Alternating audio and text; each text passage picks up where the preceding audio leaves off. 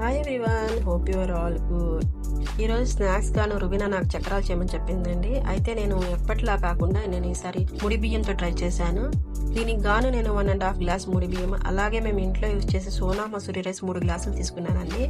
మొత్తాన్ని వాష్ చేసుకోవాలి. వాష్ చేసుకున్న ఈ రైస్ను ఆరబెట్టుకోవాలండి. ఆరబెట్టుకున్న ఈ రైస్లో నేను 1.5 గ్లాస్ శనగపప్పు, 1/2 గ్లాసు సగ్గు బియ్యము, 1/2 గ్లాసు నువ్వులు యాడ్ చేయాలండి. ఇప్పుడు వీటి మొత్తాన్ని పిండి పట్టించుకోవాలి. పట్టించుకున్న ఈ పిండిలో తగినంత కారము, తగినంత ఉప్పు, వాము యాడ్ చేయాలండి. తర్వాత హీట్ చేసి పెట్టుకున్న ఆయిల్ కూడా దీంట్లో యాడ్ చేయాలి. తర్వాత కొంచెం వాటర్ వేసుకొని ఈ పిండిని మొత్తాన్ని కలుపుకోవాలండి. పిండిని మొత్తాన్ని కలుపుకొని ముద్దలా చేసుకొని పక్కన పెట్టుకోవాలి. ఆ తర్వాత కళాయి తీసుకొని ఆ కళాయిలో ఆయిల్ పోసుకోవాలి. కళాయిలో ఆయిల్ ఫుల్గా పోయకూడదండి, ఎందుకంటే పొంగిపోతుంది ఆయిల్. కొంచెం తక్కువ పోసుకోవాలి.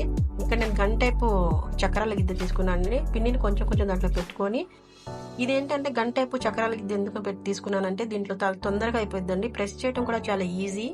నేను వేస్తుంటే రుబీనా కూడా వచ్చేసి నేను కూడా వేస్తానమ్మా అని చెప్పింది. తను కూడా ట్రై చేసింది. ఇప్పుడు అంతేనండి, గోల్డెన్ బ్రౌన్ కలర్ లో వస్తే ఇప్పుడు చక్రాలని తీసేయడం అంతే. నురుగు మొత్తం అయిపోయిన తర్వాత చక్రాలను తీసేయడం అంతే. ముడి బియ్యంతో ఎలా ఉంటాయి అనుకున్నాను, కానీ చాలా టేస్ట్ గా బాగా కుదిరేనండి. Thank you very much.